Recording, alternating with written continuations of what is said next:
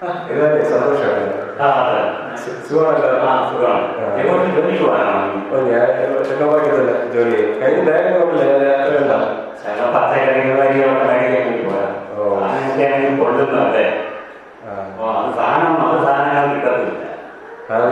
ഇന്ന് ശരിയാണ്. പൊള്ളുന്ന വില മാത്രമല്ല, നല്ല ഗുണനിലവാരം ഇല്ല. നമ്മുടെ പഴയ കാലം പോലെയല്ല. ഇന്നത്തെ വിലക്കയറ്റം ബുദ്ധിമുട്ടുള്ള സംഗതി തന്നെയാണ്. പ്രത്യേകിച്ച് ഇപ്പം മരുന്നൊക്കെ തമിഴ്നാട്ടിൽ തന്നെ വരുന്നത് കെമിക്കലും അങ്ങനത്തെ കാര്യങ്ങളൊക്കെ തന്നെയാണ്. അതുകൊണ്ട് ഒരുപാട് രോഗങ്ങളും വരുന്നുണ്ട്. പിന്നെ ചേട്ടാ ഈ പോയിന്റ് പറഞ്ഞപ്പോൾ എൻ്റെ മനസ്സിൽ ഓർമ്മ, ഞാനിപ്പോൾ നോക്കിക്കൊണ്ടിരിക്കുകയല്ല. കഴിഞ്ഞ ഞായറാഴ്ച ഞങ്ങൾ മീറ്റിങ്ങിന് ഞങ്ങൾ പോയിരുന്നു. ഇവിടെ കൊടർകുളത്ത് അറിയാമോ? യഹോവയുടെ സാക്ഷികളുടെ രാജ്യം. അപ്പൊ അവിടെ പോയ സമയത്ത് കഴിഞ്ഞ ഞായറാഴ്ച ഞങ്ങളൊരു ആശയം പഠിച്ചായിരുന്നു.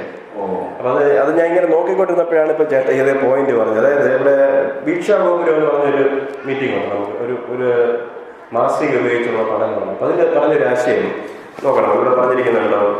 സങ്കീർത്തന 22:16 പറയുന്നു, ഭൂമിയിൽ ധാന്യം സുലഭമായിരിക്കും, മലമുകളിൽ അത് നിറഞ്ഞു കവിയും. എന്ന് പറഞ്ഞാൽ മലയുടെ മുകളിൽ പോലും കൃഷി ചെയ്യാൻ കഴിയുന്ന ഒരു കാലം ഈ ഭൂമിയിൽ വരുമെന്നുള്ളതാണ്. എന്താണ് ഇത് കൊണ്ടുവരുന്നത്? മനുഷ്യരല്ല, മനുഷ്യ ഗവൺമെന്റുകളെ കൊണ്ടൊന്നും സാധിക്കില്ല. അതിന്റെ മുകളിൽ പറഞ്ഞല്ല, ദൈവത്തിന്റെ ഇഷ്ടം ഭൂമിയിൽ നിറവേറുന്ന സമയത്ത് നല്ല ആഹാരം ഉണ്ടായിരിക്കും. ദൈവത്തിന്റെ ഇഷ്ടം നിറവേറും. നമ്മളൊരു പ്രാർത്ഥന പ്രാർത്ഥിക്കുന്നുണ്ടല്ലോ, നിന്റെ രാജ്യം വരണമേ, സ്വർഗത്തിനെ പോലെ ഭൂമിയിലും ആകണമെന്ന് പ്രാർത്ഥിക്കുക. ദൈവത്തിന്റെ ഇഷ്ടം. അപ്പൊ ദൈവത്തിന്റെ ഇഷ്ടം നിറവേറുന്ന സമയത്ത് ഈ ഭൂമിയിൽ ധാരാളം മലയുടെ മുകളിൽ പോലും നമുക്ക് കൃഷി ചെയ്യാൻ സാധിക്കുന്നതാണ്. ഇത് സംഭവിക്കുന്നത് എപ്പോഴാണ് നോക്കിക്കഴിഞ്ഞാൽ അതിന് മറുപടി പറഞ്ഞാൽ എനിക്ക് സന്തോഷമുണ്ട്. ചേട്ടാ എന്ന് വീട്ടിൽ കാണാം. ഞായറാഴ്ച വൈകുന്നേരമൊക്കെ കാണുമായിരിക്കും അല്ലേ? വൈകുന്നേരം ഞായറാഴ്ച. അപ്പൊ ഞായറാഴ്ച വൈകുന്നേരം ഞാൻ വരാം. അപ്പൊ നമുക്ക് ഇതിനെ കുറിച്ച് കൂടുതലായിട്ട് ഇപ്പൊ ചേട്ടൻ ചോദിച്ചുകൊണ്ട് നമുക്ക് അതിന്റെ ആൻസർ കണ്ടുപിടിക്കാം.